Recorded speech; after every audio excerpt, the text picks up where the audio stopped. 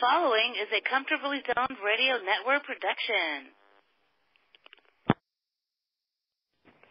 We are back. Box score from Nedick's at the Old Garden on 49th Street. I'm Ralph Tycho with the Comfortably Zoned Radio Network, and I'm going to ask Hal Bock, what's the score? The score tonight, Ralph, is a discussion of a new football league, as if we really needed a new football league. But the announcement came this week that we're going to have something called the Alliance of American Football. It's going to be a spring league starting after the Super Bowl in 2019. And I just wonder why we need another football league, because football has gone down this path a few times before. We had the World Football League. We had the United States Football League. We had the XFL, which is also coming back, by the way. I don't know why we need that, but they're coming back. Alan pointed out before that we had something called the World League of American Football. I barely remember that.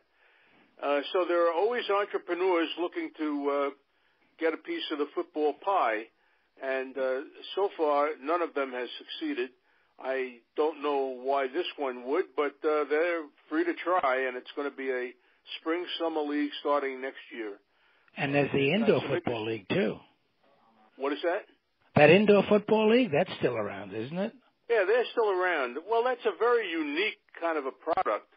Yeah, that seems to be doing a little bit better because it is a little bit unique product. They play inside, and what, they play with only, I think, 6 players. And some of the crazy scores, they get up in the 60 to 50, and everybody gets drunk watching the game and playing crazy music. And, I guess they've done pretty well. I remember I went to one time. I didn't even know what it was. I was down in Florida, and somebody invited me to an arena football game, and I went. And I said, my God, I can't believe I'm even here. But, that's part of the hype. They play all kinds of loud music and do nutty stuff. And apparently, they found a little bit of a niche because I guess they've been around now a few years. They have. Loud music and everybody getting drunk and watching football. Isn't that Dallas? That's unique, isn't it? No different than the NFL.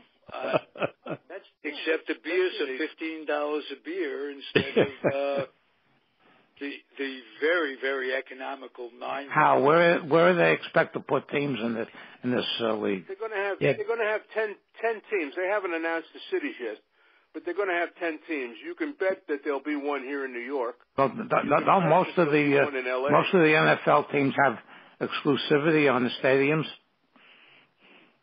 Where are they going to play? I don't know. Maybe they'll play in Randall's Island. I couldn't tell you. But they apparently think that they can pull this off. And they have some familiar football names. One of the co-founders of this league is a man named Bill Polian, who was the general manager of the Buffalo Bills when the Bills went to 4 straight Super Bowls. They didn't win any of them, but they went to 4 straight Super Bowls. Nobody else has done that. And David would remember Bill Polian because he's an NYU guy. Yeah. So they have some names. Heinz Ward is involved. J.K. McKay is involved. These are guys who have been in the NFL, so there's some familiarity. But I just don't know if there's room, if there's an appetite for 12 months a year football. You need to take a breath sometimes, Yeah, hey, Hal, you know what? I agree with you. And this George, and I just, I kiddingly said to you, just yesterday or whatever, I'm ready to invest. I mean, I think it's a wonderful opportunity. I think anybody who invests in these kind of things has to be crazy. I mean, they have absolutely no, they have no shelf life as far as I'm concerned. How many times are they going to try and fail? And the ones who lose are the ones who invest the money, and these teams go bankrupt after a year or two. I read your article that CBS is backing this. Publicity, that sort of stuff. CBS is backing this to televise? Yeah, that's interesting. Yeah. I spotted that immediately, that CBS, and I don't know which Silicon Valley companies are going to be involved. Well, I'll tell you one thing. Unless Las Vegas puts out odds on these games, it's going to flop. I wonder how the NFL feels about CBS being involved, because CBS is an NFL partner as well. Yeah. They broadcast the AFL games. If they don't put point spreads out and over-unders on these games, they'll die very quickly. Yeah, and you know what? The other thing I just wanted to mention, how I mentioned it to you, but to me, it's right after the Super Bowl. So what are we looking at? Are we looking at that now the fans, they have to have their football fixed. So right after the Super Bowl, they're going to start playing football again. I mean, to me, I don't understand it. I just think you have to take a deep breath, George. I think the 16-game NFL season followed by the playoffs, fans are beat at the end of the season. That's right. They're exhausted. Oh, yeah. Right. I think you have to give them time to take a deep breath. No, I agree with you, Hal. The NFL calendar is perfect. They step away after the Super Bowl, which is in February, right, and they give you a month or two off. And then in April, we're back with the draft, Yeah. Right. And the New York papers have been full of draft previews. The draft isn't for another 4 weeks. And they've also been full of Odell Beckham. Who the Jets are going to pick and who the Giants might pick. And Odell Beckham every day. Odell Beckham Jr. every day is on the back page of the news. Well, they're going to trade him. They're going to keep him. Who cares? God.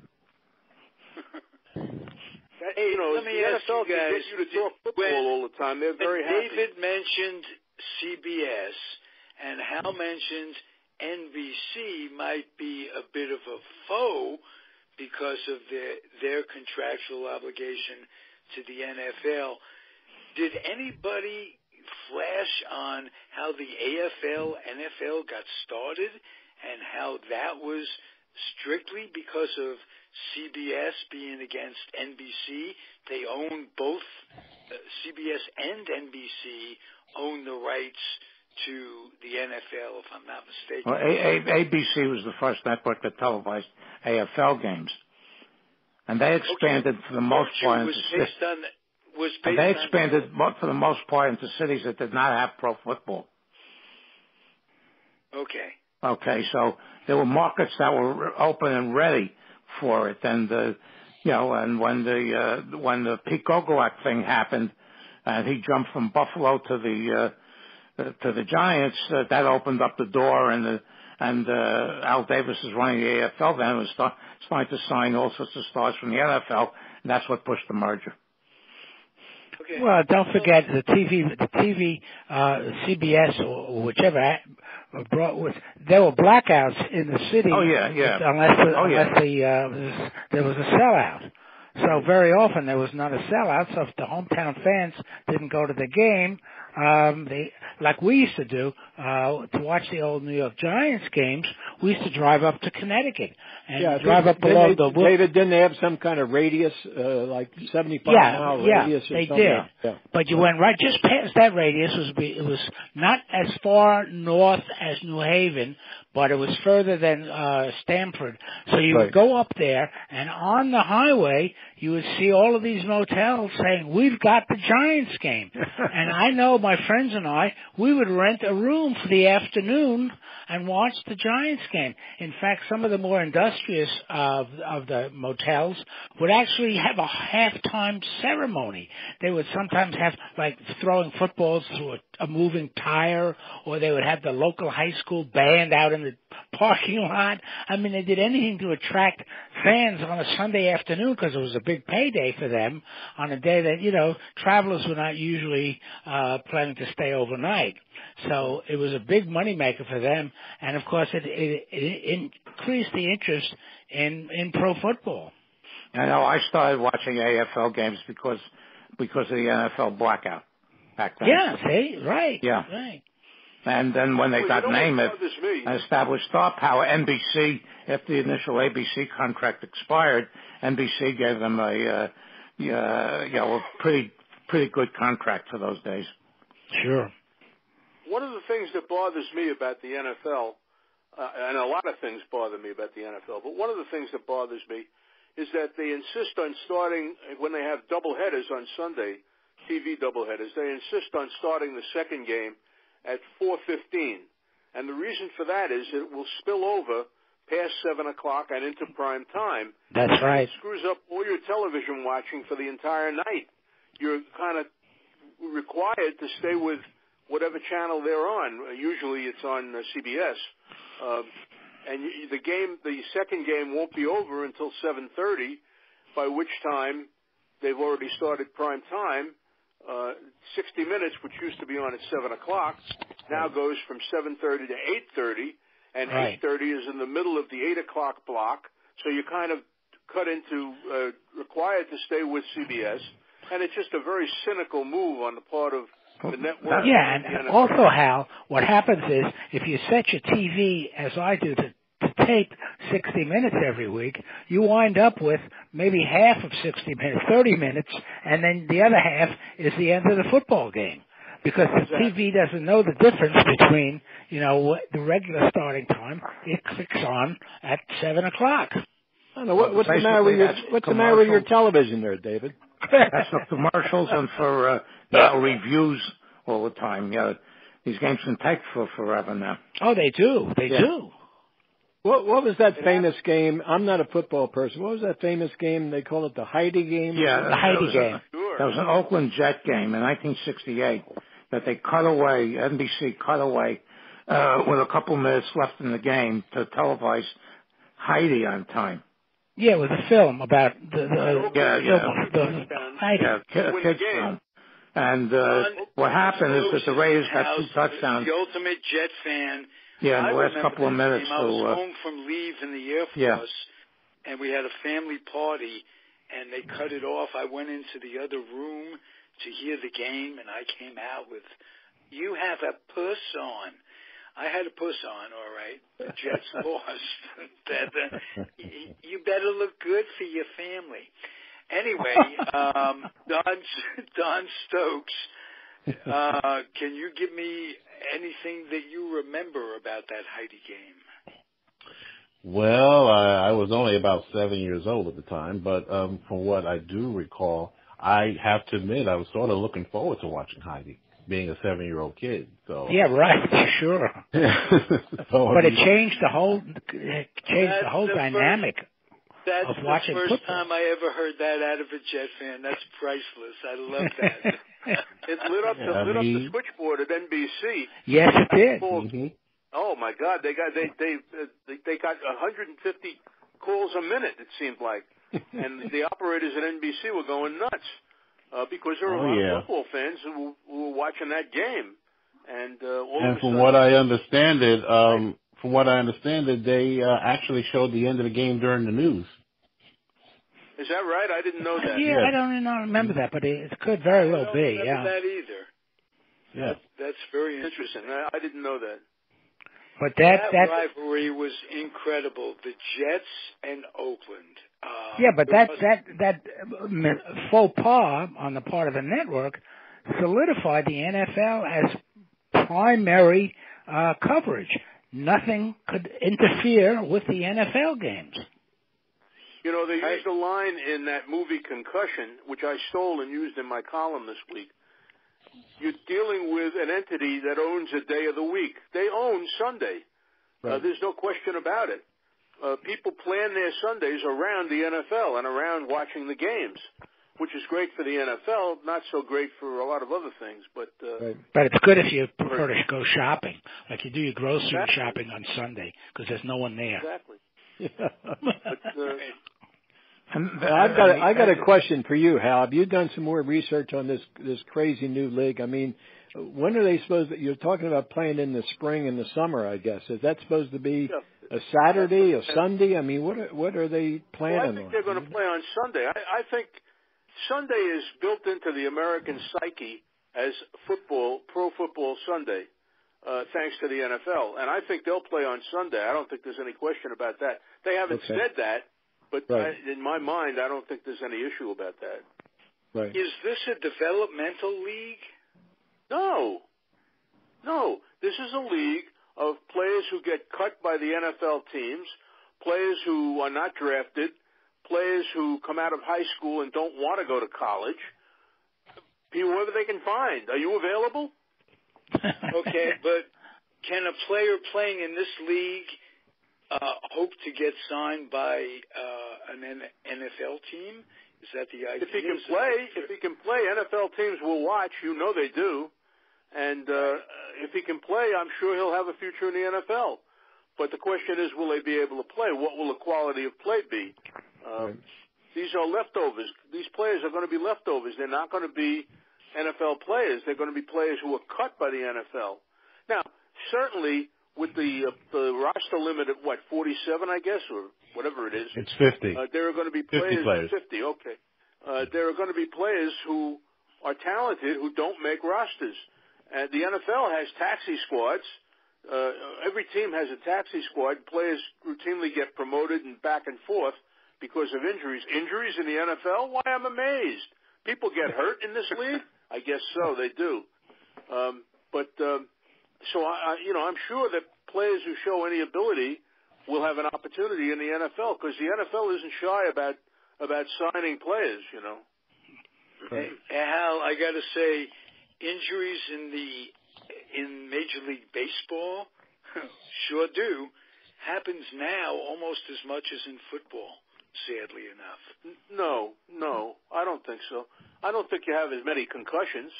No, I don't think you have concussions. You have other kind of injuries. You got shoulders and you got hamstrings and ankles and knees and all that stuff. But I don't think you have the concussion problem that you have in the That's your NFL. New York Mets. Well, you have a couple of players that are out now because they were hit by pitchers in the wrong place. The New York Mets have a problem. Dodger third baseman's broken wrist from a pitch ball. Madison Bumgarner has a broken pinky from a pitch ball. Yeah. In my opinion, there's a lot of broken bones in baseball because of being hit by a pitch. That's for sure. Especially now when they're throwing so hard. Yeah. Mm-hmm. Yeah. You pointed out the New York Mets, and certainly I agree with you. Last year was an unbelievable season for them in terms of the disabled list.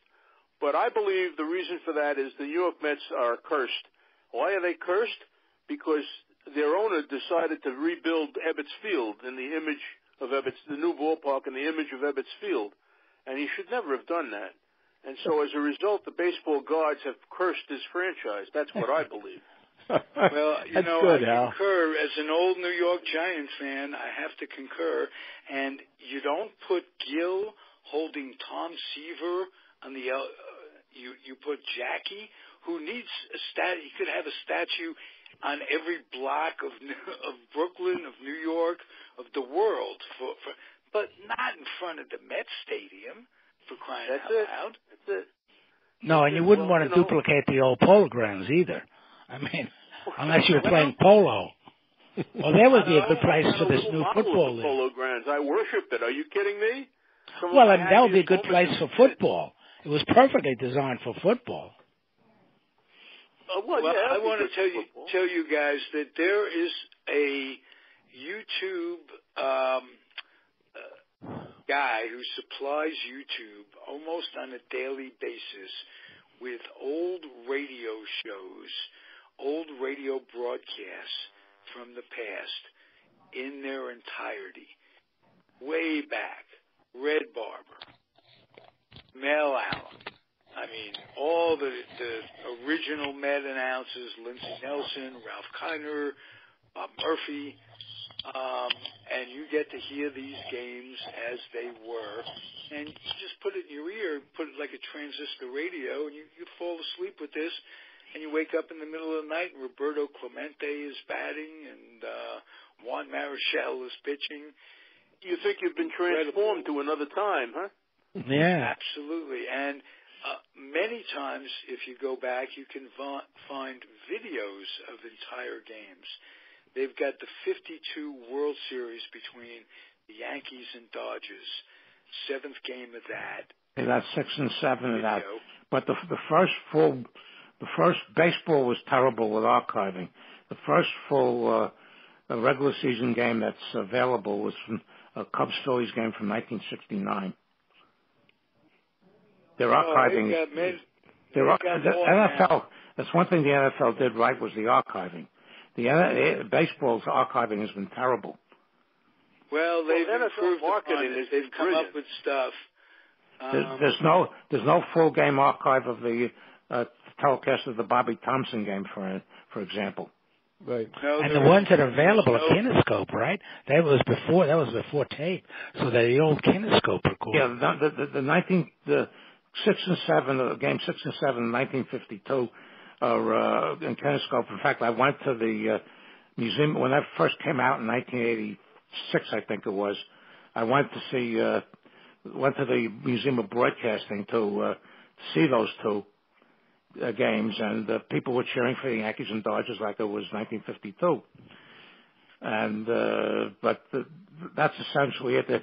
I saw one in 1955. I saw the one the first game in 1955. I saw the last game of 1957 with the Yankees and Braves, and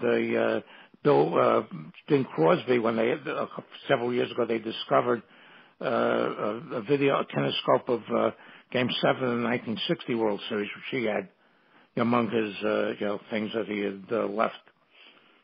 You're talking about Bing Crosby. Bing Crosby, yeah. Yeah, right. He had it in his cellar or wine cellar or something. Yeah. Because he was a part owner of the Pirates. Right. And ironically, Bob Hope was a part owner of the Cleveland Indians. That's right. Yes, Bob Hope was. Yeah, Bob Hope. Bob Hope generally has been lousy. Yeah, I've seen pictures, and I know when my dad played for the Indians was Bill Veck's first year, and Bob Hope was a partner. That's how Veck, came up with some of the money that he needed. So here you have, those two really close friends, Bing Crosby and Bob Hope, both Major League Baseball, team owners in neighboring states. They were, Cleveland and Pittsburgh is probably less than 100 miles apart. Mm-hmm. Right. Speaking of money, where's the money going to come for this new football league? I mean, there's got to be lots of money that has to be up on the table for this thing. David, I told Hal I'm ready to invest. I got. Oh yeah. I got about 25 cents I can invest if I could be qualify. Well, I can go for a buck. There's a lot of money there. In CBS, there's a lot of money there. So I don't know. I mean, they have to have a business plan. I assume they do. Bill Polian is no dummy. I mean, Bill Polian is a pretty sharp guy. And he's partners with Charlie Ebersol, who's the son of Dick Ebersol. Yeah. Who's the old NBC Sports boss. And they're the co-founders. And they seem to think they can make it work. We shall see, as they say. But the reason CBS is tied up with golf during those months. Yeah, but well, the thing is, too, I bet Major League Baseball has got to be really ticked off about this. I mean, NFL encroached on Major League Baseball, and now they're going to put up another league that's going to start in the summer during the baseball season. What more do they want? I mean, baseball has its season, and it should have its season. They don't need all these other distractions.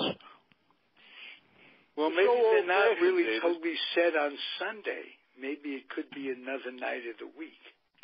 By the way, I want to point out something about the baseball recordings of programs. For a long time, the televised baseball games were all local. And it wasn't until the networks began picking up like the Game of the Week and things like that you actually began to build up a library of complete games on tape. There was no around. Outside the World Series, it was basically outside the world, right, right, absolutely. Well, the reason that the NFL has become the dominant sport is that its marketing arm has been in business from day one. When Pete Rozelle was the commissioner, Pete was a genius, and he knew how to sell this league, and he made it his business to sell this league. And they have been champions of marketing football from the time Pete was the commissioner. Baseball has never been well marketed. And no. It's just night and day as far as that's concerned. Now, I'm a baseball guy. I will live and die with baseball. But there's no question in my mind that the NFL has a much better public relations marketing operation than baseball ever had or ever will have. Right. That's a residue of Pete Rozelle. No, I agree with you, Hal. And that's where baseball had been in the early days, known as the national pastime. today I would have to say football is the national pastime. It's far surpassed the popularity as far as viewership, advertising dollars, and all that to baseball. So I agree with you. I think the marketing in the NFL has been and basketball is on the verge of passing baseball also. Yeah, right. Not for me.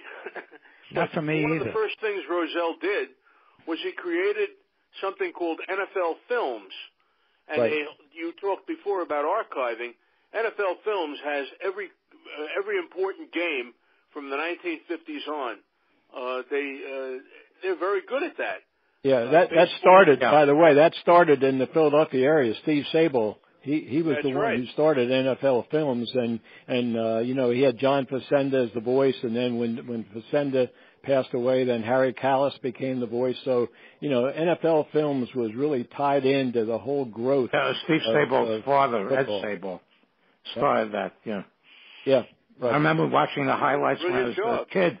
Yeah, they used to have a program half an hour where they give you the 6 games, highlights from the 6 games, because there were only 12 teams in the league, and you knew everything.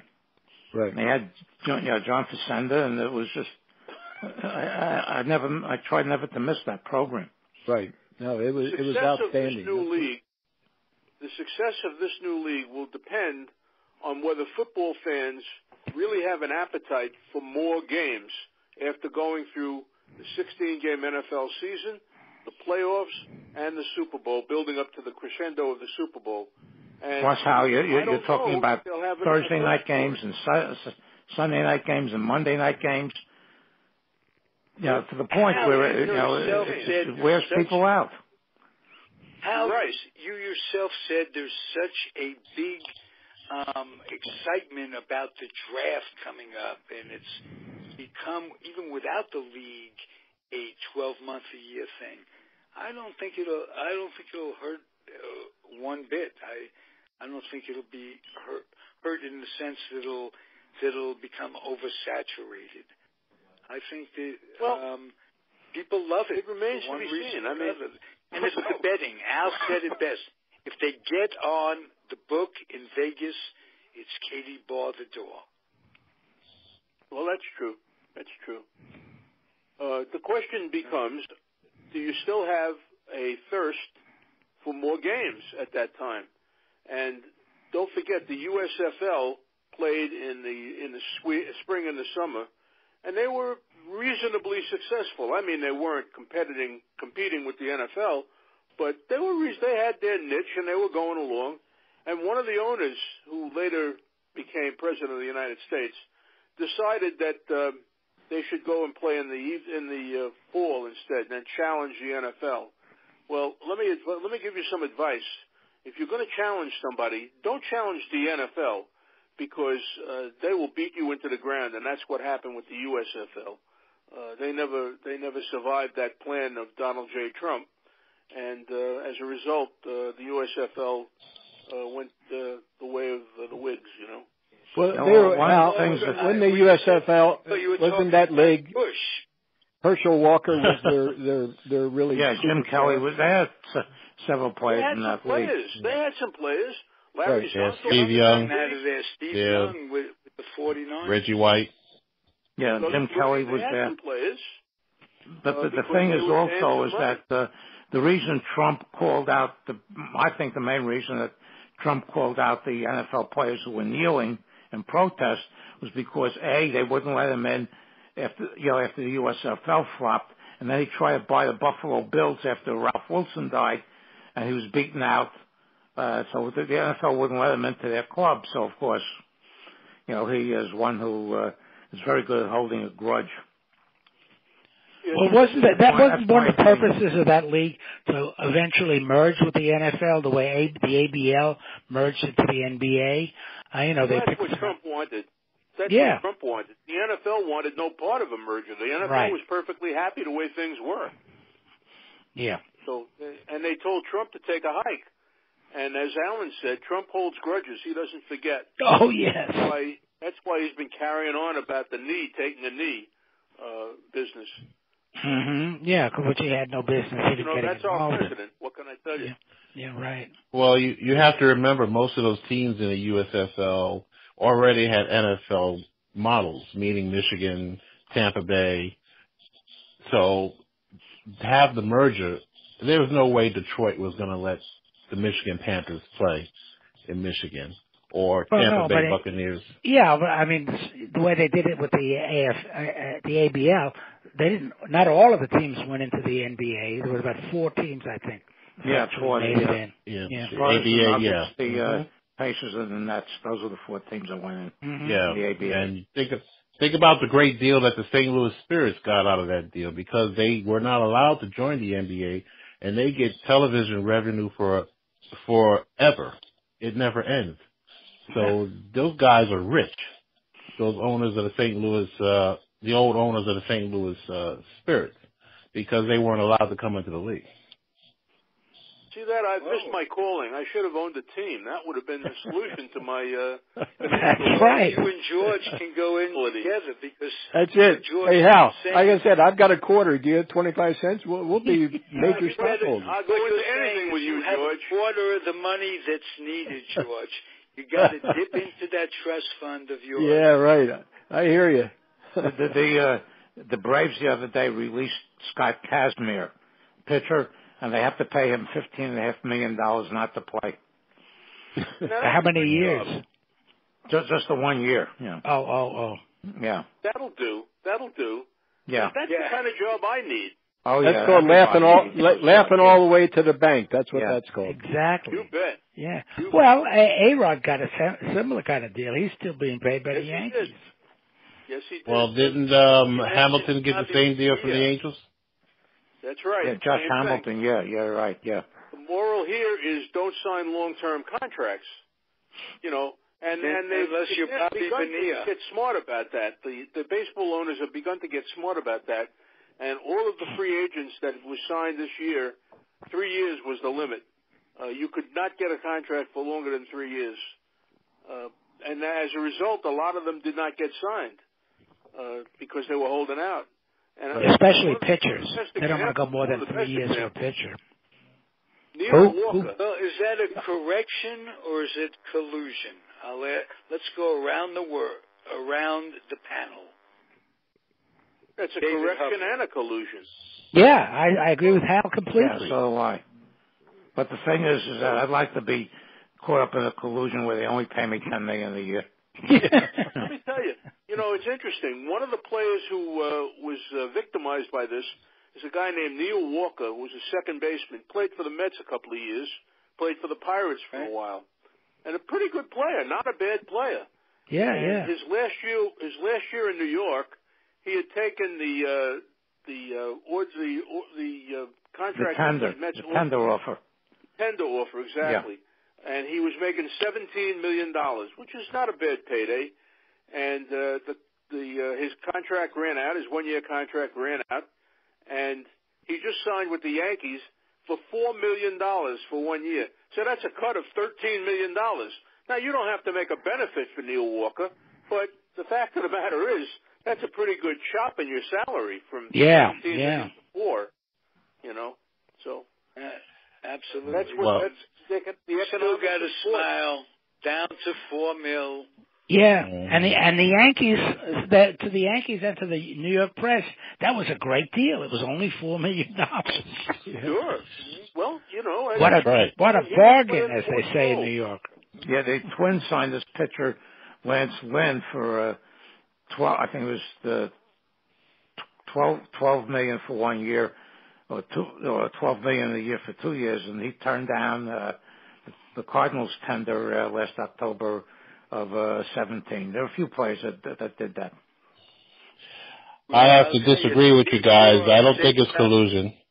No, well, you don't. Well, they obviously talk about I don't. I mean, I can't believe selling out this class for next year's class.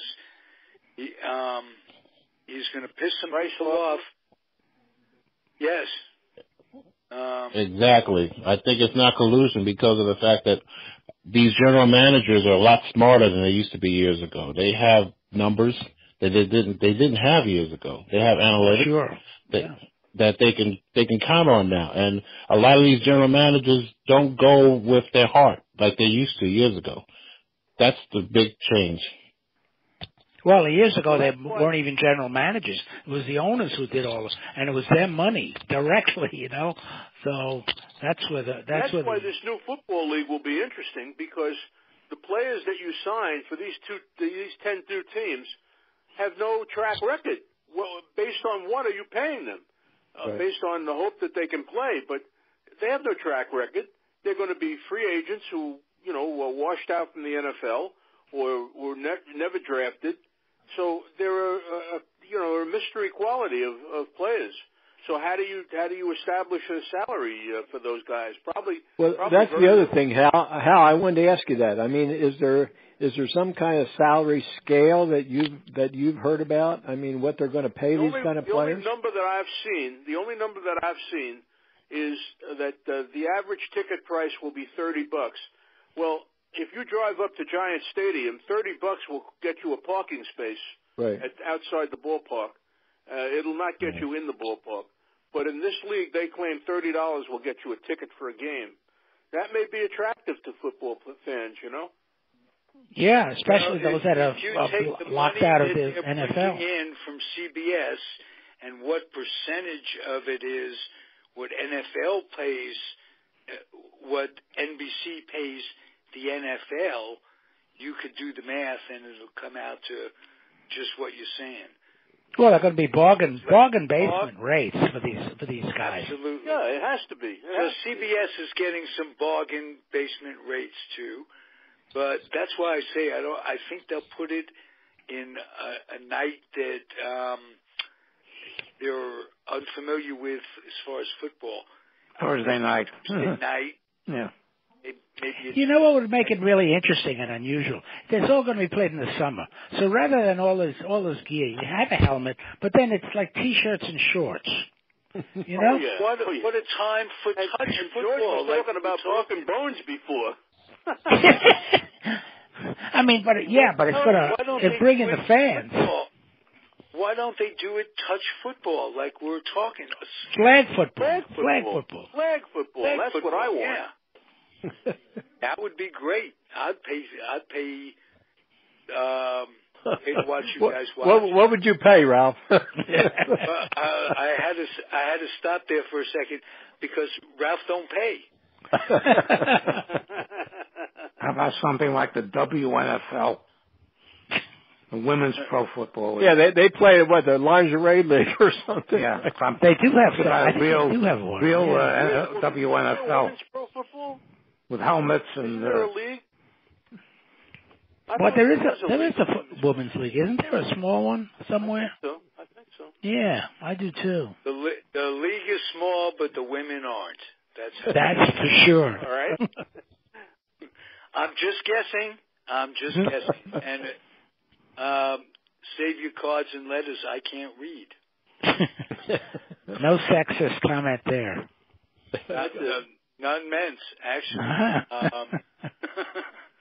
I'm appreciative of the gender.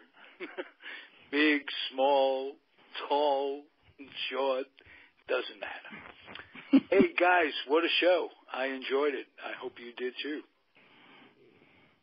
Absolutely. It was fun. We'll see we'll keep track of this league and see what happens.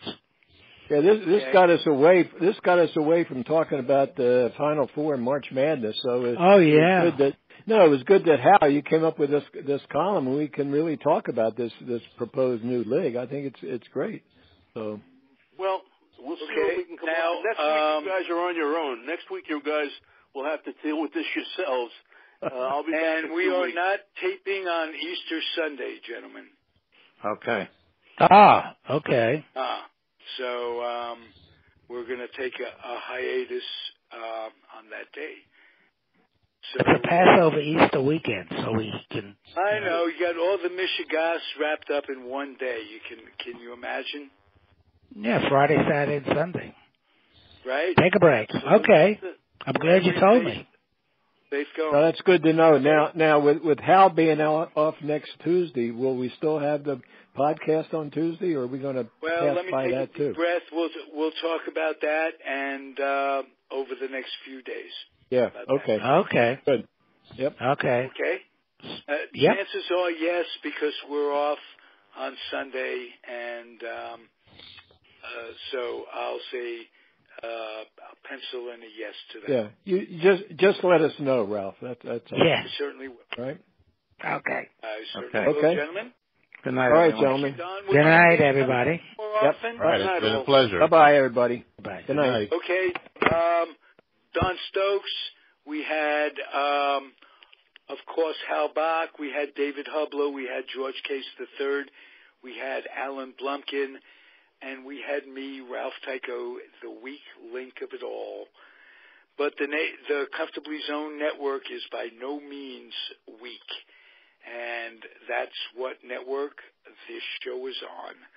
So, adios, everybody. We'll be back. Have a very happy holiday. Every day should be a holiday. Adios.